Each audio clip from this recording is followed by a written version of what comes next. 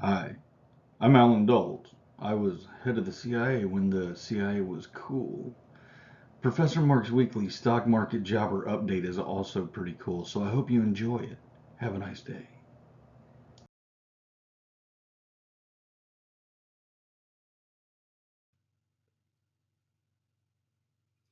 All right, thank you, Mr. Dulles. Mr. Dulles, I'm not really quite sure how you say your name. People say it differently, but glad you're our guest this week. You are the head of the CIA when there was some seriously cool and effed up stuff going on. When I started reading about you, I couldn't believe how many coups or places the CIA trained. I mean, in China, South America. I mean, I knew about South America. I didn't know about China. Anyway, I'm glad you're with us this week. And all right, so thanks everybody. This is this week's stock market jobber report, and I am the stock market jobber. We're just going to go through our sectors here like we do every week, and let's just talk about market principles. Certain price levels are more important than others. Markets Money can be made when a market reaches one of these levels because big moves tend to follow. These are called support and resistance levels. Now, at a support level, there's more demand than supply. If a market is trending lower, it's because there's not enough demand to absorb all of the supply, or there's not enough sell orders to absorb all of the. I'm sorry, I said that wrong. There's not enough buy orders to absorb all of the sell orders. When we get to a support level, the tide turns. All of a sudden, there is enough demand or buy orders to absorb all of the sell orders. So markets tend to stop going lower. When a market's trending lower, it's because there's not enough demand, so sellers have to offer their shares at a discount. This is what forms a downtrend. Now, the opposite is true when a market is going higher. There's not enough supply or sell orders to fill all of the demand or buy orders. And in this case, the buyers, the demand side of the equation, are forced to be willing to pay a higher price. They have to be willing to pay a premium, and this creates an uptrend. Now, moving on forward here, levels that were resistance can become support, and levels that were support can become resistance. And we're going to see why. Why would a support level become resistance? Well, as we've seen, at a support level, there's a lot of buying interest. If the price eventually goes lower than that, some of the investors who still hold their positions regret doing so. And they tell themselves they want to sell, but they're only going to do it if they can get out of break even. So when the price comes back up to their buying price, they try to sell at the same price that they bought at. And if there's enough remorseful buyers placing sell orders, the level that was support can turn into resistance. Levels where resistance can become support because of seller's remorse. Investors sell, and if the price goes higher, a lot of the investors who sold regret doing so, and they tell themselves, I'm going to buy my shares back, but I'm only going to do so if I can get them for the same price I sold at. And if we have enough remorseful sellers placing buy orders at a level that was resistance, the level can convert from resistance into support. So these important levels can stay intact for a long time, months, even years. All right, so let's go through the sectors here. First, I'm going to look at it as the S&P 500 Spider ETF, and we can see that here, right? Support became resistance, resistance became support. Actually, let me tell you. Support became resistance, resistance became support, support became resistance, resistance became support. So, knowing where these important levels are is one of the main things you need to do if you want to be a successful trader. The price levels are like a fork in the road. When something gets to an important price level, it tends to either reverse or break through. It tends not to hang out there for too long.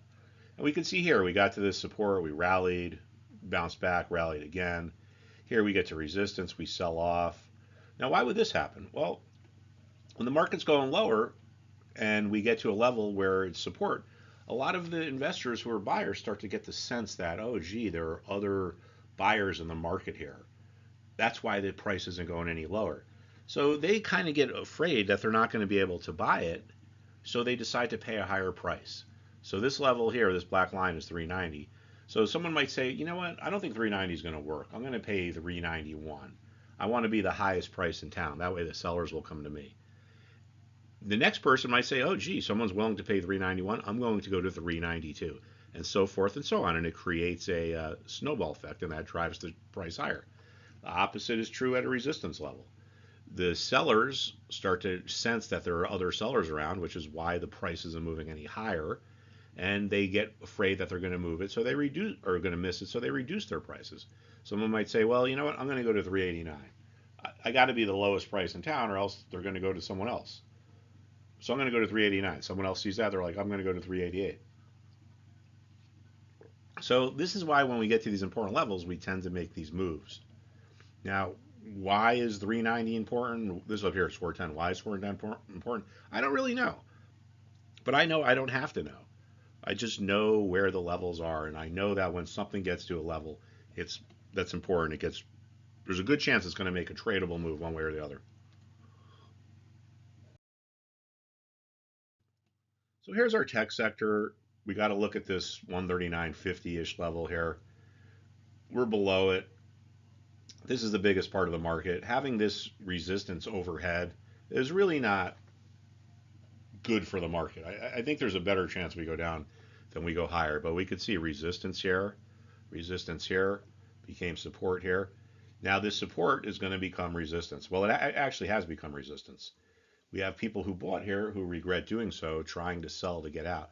So if we rally back up to here, there's a good chance there's going to be resistance. And if we don't get through, there's a good chance we go lower. And I think that's probably what's going to happen. I mean, interest rates are really becoming an issue again. All right, so I think Mr. Dulles is going to come on again. Thank you.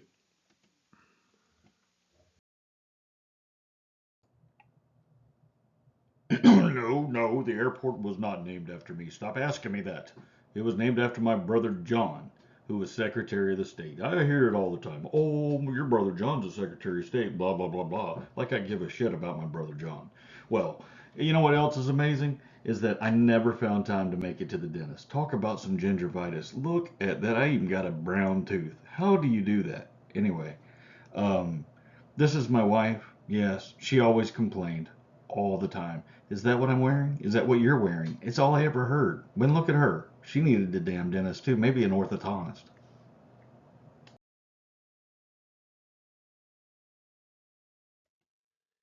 Here we have our healthcare sector, which is the second biggest sector after technology, and we can see this downtrend is accelerating. But once again, we could see resistance, support. Sometimes a support level or a resistance level can retain their importance for a long time. And we saw this back in support in June, and look at where it found support in October, like at basically the exact same level. Resistance, these levels stayed intact. This is called market memory. Sometimes these levels that are important can stay important for a long time.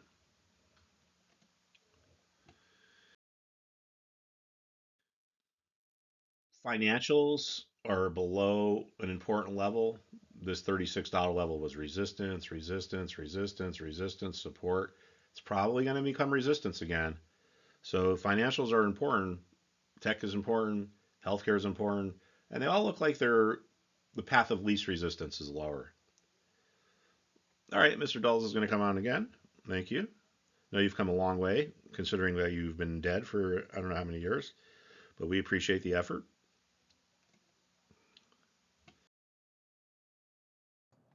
Here I am with a younger picture. I was a diplomat and an intelligence expert, and I was also director of the Central Intelligence Agency during its early period of growth when it was really considered kind of a cool job. 1953 to 61. Now, I'm also sick of hearing about it, but I was the younger brother of Secretary of State John Foster Dulles. I was also chief of the State Department's Near Eastern Division. After receiving a law degree in 1926, I served as counselor to the U.S. delegation in Beijing and then joined a prominent New York law firm. When we entered World War II, I was recruited for the Office of Strategic Services and Intelligence Service. From October 1942 to May of 1945, I served as chief of that OSS office, playing particularly a notable role in the events that led up to the surrender of the German troops in northern Italy.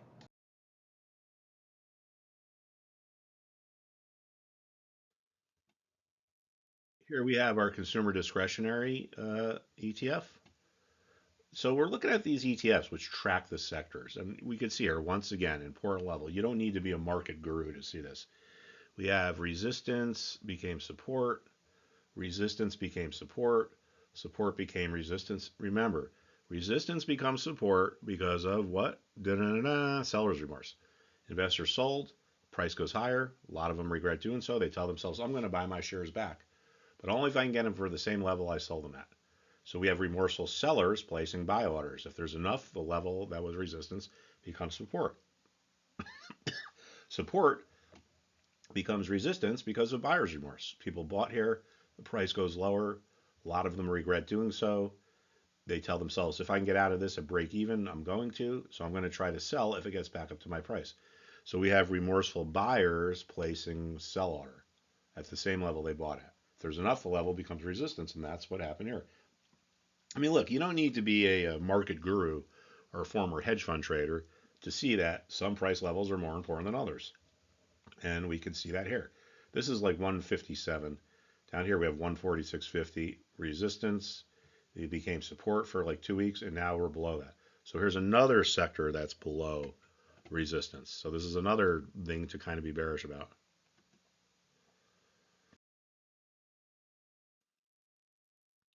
Industrials failed at this resistance level. If something doesn't get through resistance, we call it a failure. It failed to get through resistance.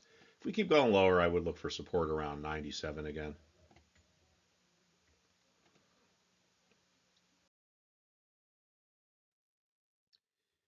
Look at this. This is our communication services sector, and we've had resistance there. We came within literally within 1 point of it here, which is really amazing. This just shows you, it's a perfect illustration of how important it is to understand that the market is mostly driven by psychology. It's not driven by fundamentals. It's not driven by what they're talking about on CNBC. Why would a market move 50 basis points or 1% in one day? Did something really happen? Generally, no. It's just investor perceptions. Why was this sector had this valuation here, and just 2 months later it had this valuation, and then a couple months later, same back up to this valuation? It's not because of anything in the economy. It's really just investor perceptions. If you don't understand how important it is to understand psychology, you're never going to be good at. In my opinion, you're never going to be a successful trader. The markets are not a chess game. Okay, a lot of newer traders think that the markets are chess, but in chess, it's like math. The rules are always the same. The market is not like that because the market is an aggregate of people, and people's psychology changes. So it's more like a poker game. I mean, there are still rules and there are still strategies, but you have to have the understanding that the other side of the trade, I mean, when you buy a stock, there's someone who sold it to you. So you think they're an idiot and they think you're an idiot because you're wrong about the market.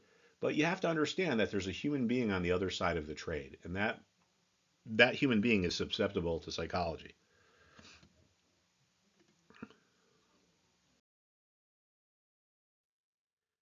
Here we have our consumer staples, and we could see resistance, resistance, support becomes resistance, support becomes resistance. If this 72 level breaks, we'll probably get a decent move lower. Now here we can see when we have a support level break, we get these rapid moves lower.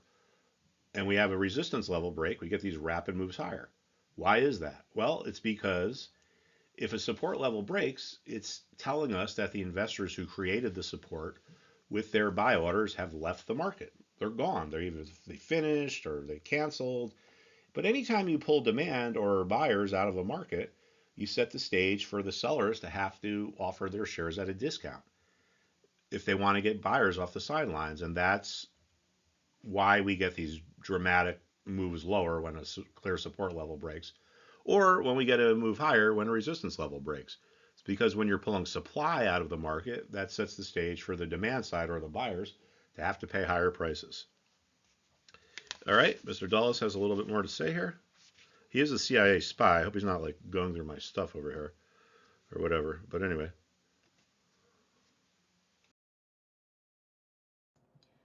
In 1948, I was made chairman of a three-man committee charged with surveying the United States intelligence system. After the CIA was established in 51, I served as the deputy director, and in 53, I was appointed by President Eisenhower to take over as the director. The agency was effective in major operations, notably the overthrow of governments in Iran in 1953 and Guatemala in 1954. We also succeeded in obtaining a copy of Nikita Khrushchev's secret speech in 1956 denouncing Joseph Stalin.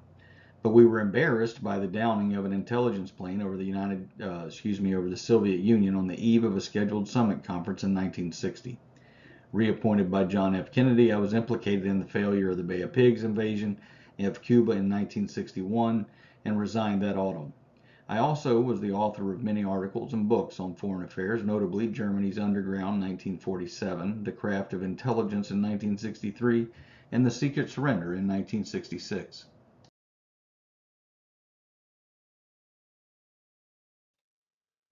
Okay, that was interesting. Here's our energy sector. Resistance becomes support. Support becomes resistance. Resistance becomes support. 94 was resistance here, was resistance here. It's so much of being a successful trader is understanding the importance of these price levels. It's like the roadmap. If you don't know where the important price levels are, it's like you're going into a place you've never been before and you don't have a map or you don't have GPS. You're not going to know where the hell to go. But knowing where the levels are, it's like having the map. It's like your roadmap to success. Because again, things get to an important level, they make these big moves. They make these tradable moves usually. All right, let's keep moving on here.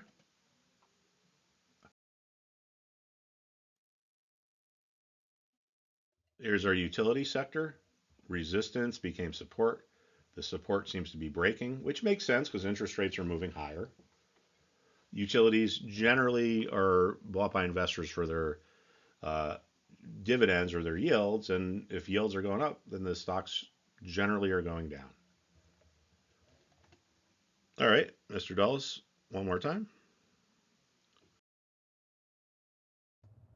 Washington Dulles International Airport was typically referred to as Dulles International Airport, was opened in 1962. It's named after my brother John there, you see, John Foster Dulles, the 52nd United States Secretary of State.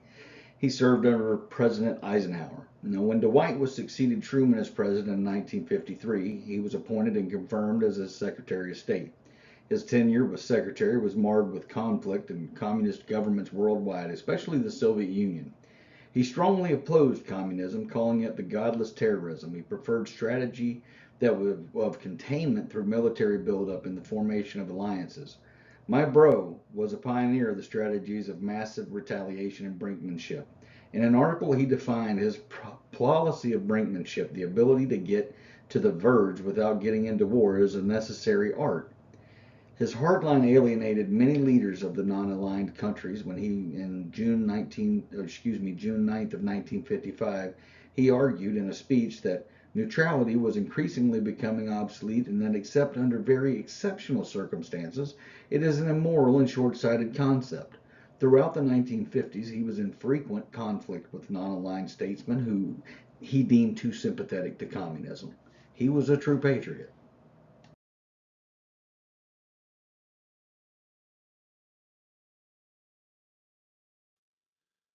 All right, that was cool. Here we have our materials ETF, XLB. Look at how important this $81 level has been for pretty much 18 months now. It was support, became support, support, resistance, support. I mean, you really, if you want to be successful, you really got to know where these levels are. And that's why you need to become a member of stockmarketjobber.com because I've been doing this long enough that, I know I'm not perfect and I make mistakes, but I've been doing this long enough that I can see where the important levels are pretty quick. And hopefully you will too. That's my goal. I mean, I'm not here to tell you what to do. I'm here to help you teach yourself what to do. That's really my goal.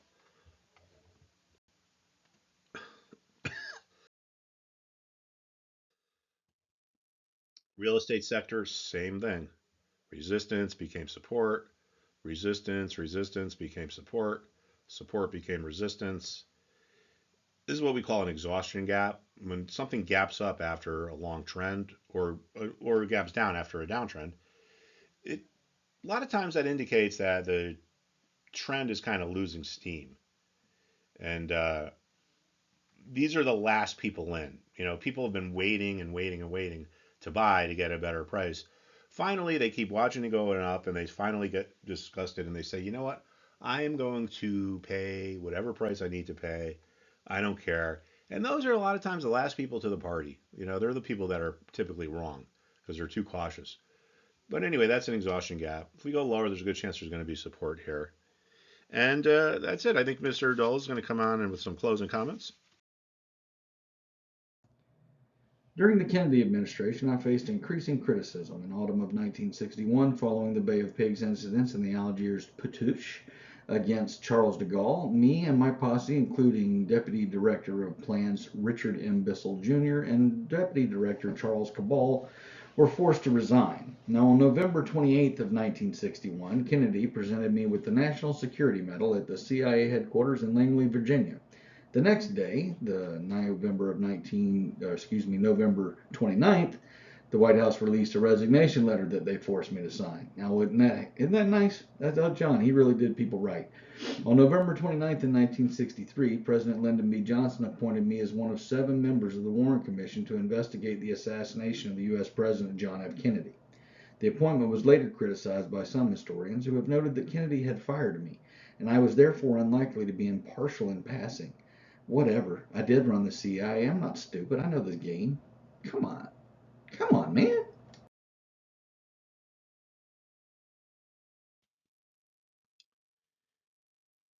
All right, thank you. Here is Dulles International Airport, which I've been through many times.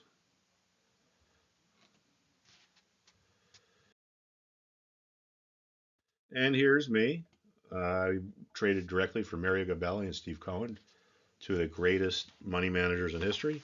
I was a head of trading at 3 different institutional money managers. I was a market maker. I oversaw the trading in various hedge funds. I have a master's from NYU. I don't like to promote myself, but the marketing people tell me I should. But I do like to talk about this. I like to play golf. I rescue dogs. I rescue guinea pigs. And I like teaching people how to make money. All right, everybody. Thank you so much, and I will see you soon.